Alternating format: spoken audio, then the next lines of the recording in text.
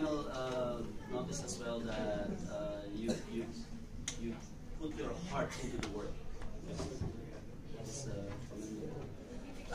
on that note, you people, the next batch of thesis students.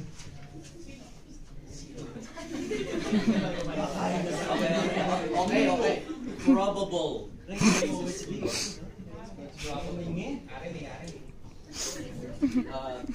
You have to put your heart into whatever you are doing. Yes, that is true. And the output, the result of that passion in whatever you are doing will get you into something like Mr. Salvador's achievement today. What is that? Kinikilig siya. He is currently third in best. Yay!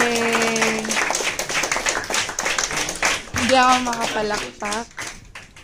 Julie, photo.